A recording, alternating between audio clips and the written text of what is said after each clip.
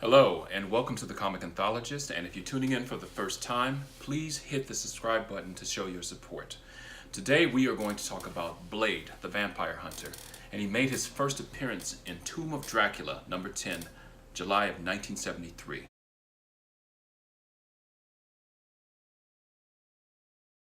And his origin was in Marvel, Preview number 3.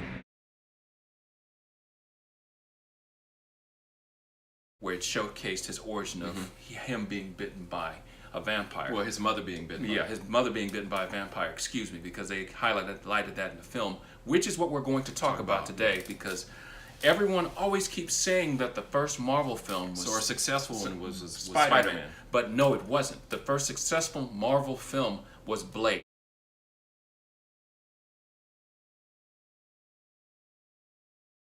Yeah. And it was...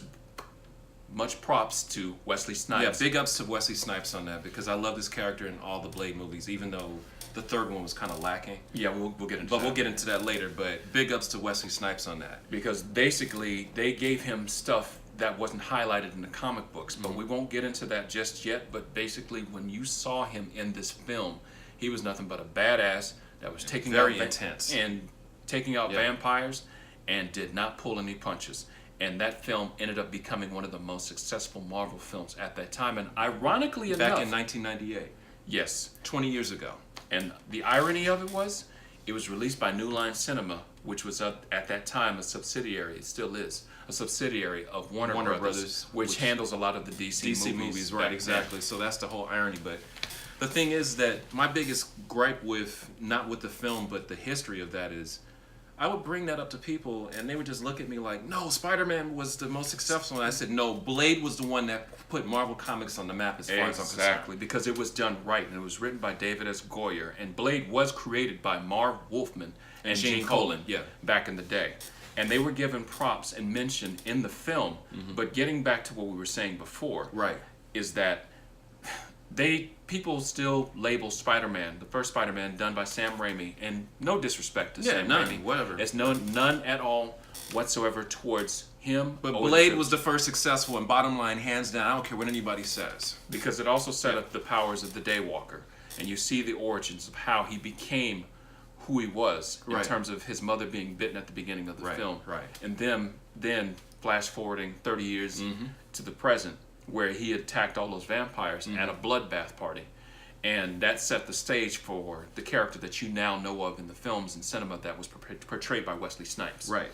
And so with that being said, the film also showcased Deacon Frost, the guy that bit his mother at the beginning of the film, but you didn't know that. So again, this is spoiler alert for anyone, if you've been on the rock for 20 years, you haven't seen Blade. Yeah, go check it out on Netflix. I don't know what to tell you. If you haven't seen it by this time, so I don't know what to say. Right. Anyway, okay.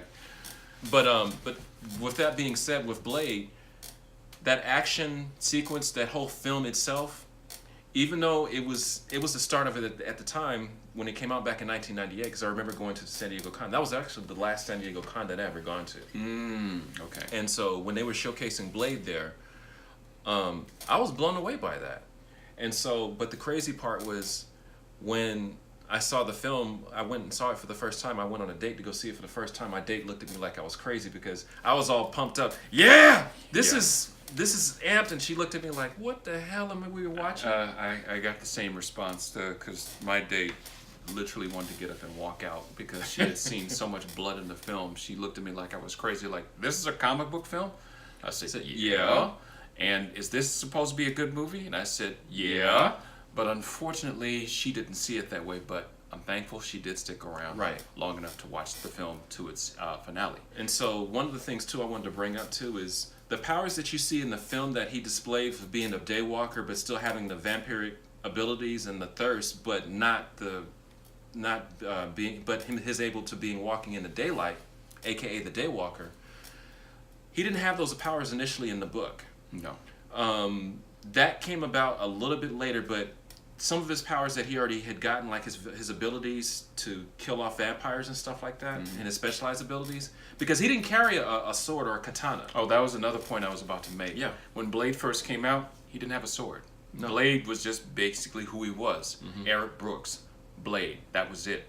And he had his vampire killing equipment on him, and he had some of those powers, but he was more of a human rather than have the vampiric regenerative powers that the others you would see later on down the road. Right.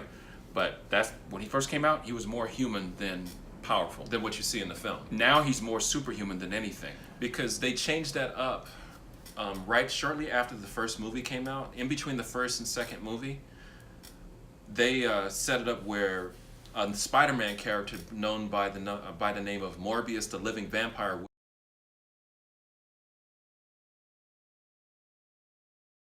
which now that's in development at Sony Pictures right now after the success of Venom. Yes. And that also in Kraven the Hunter, but we won't get into that later. Right, that's part of Spider-Man lore, but right now we're focusing on Blade. Now, getting back to that. Morbius the living vampire bit Blade, and that's what made Blade in the comic books mirror his movie counterpart. With the regenerative powers. Right, exactly. Still have the craving for blood, but still have the regenerative powers, the superhuman strength, Right. and able to handle threats a lot quicker with quicker speed, quicker efficiency, quicker mental abilities, Absolutely. and whatnot in terms of handling his and dispatching his foes. Right. But I thought that was, just for the movie when it came out at its time, to me that started the Marvel era as far as I'm concerned.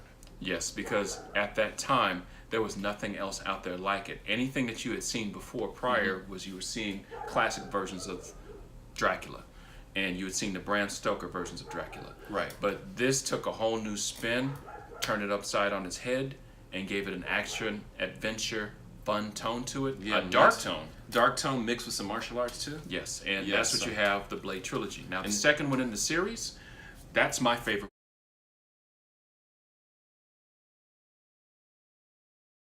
one. What about you?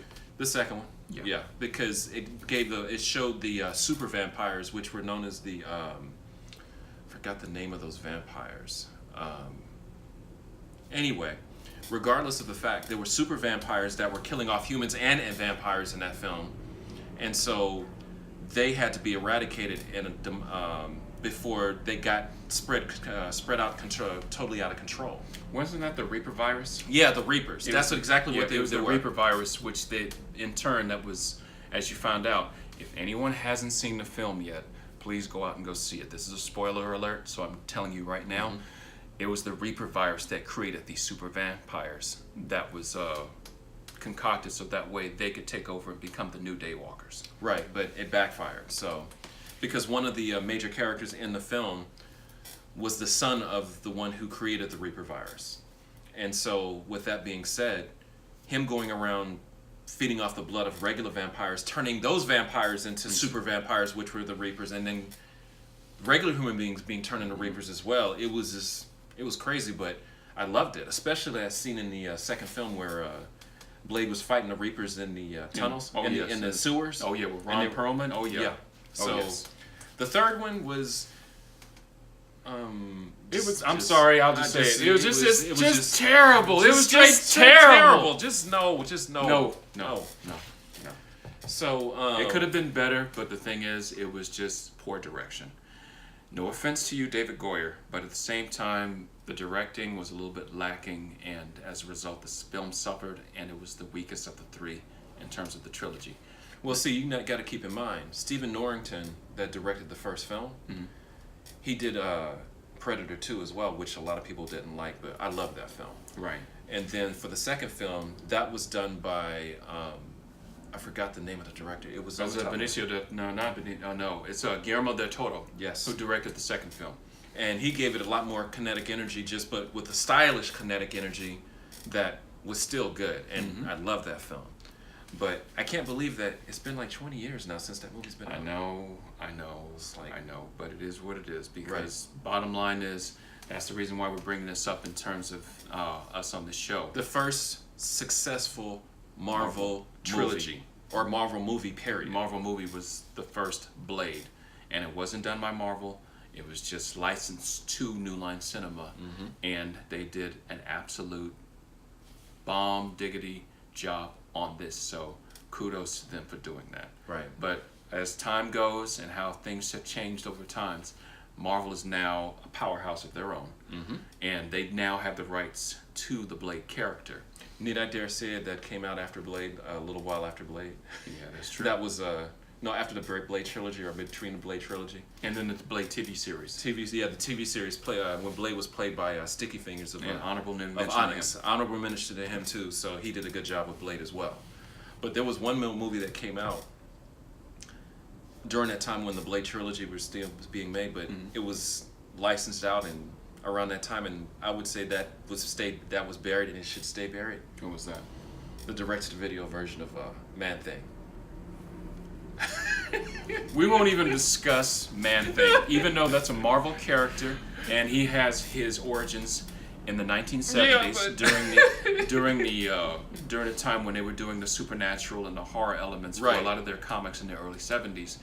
The Man-Thing movie was, it was lacking, and it was put out by a little-known film company back in the day, which was called Artisan Entertainment, which is now Powerhouse Lionsgate Entertainment. Anyway, but that's enough on the Man-Thing. Anyway, getting back to the point of Blade, you got any final words on that? Blade was the first successful Marvel film that predated the Marvel Cinematic Universe, but that also predated Spider-Man too. Yes, it predated Spider-Man by 4 years. So, with having said that, if anybody comes up and tells you that Spider-Man by Sam Raimi was the first successful Marvel film, no, they're wrong. No. It was Blade. Any case, I am, and we are, the Comic Anthologist. Thank you for tuning in, and click the subscribe button to show your support. And if you have any questions, you can reach us at thecomicanthologist@gmail.com. Thank you, and take it easy. Have a good one. Peace.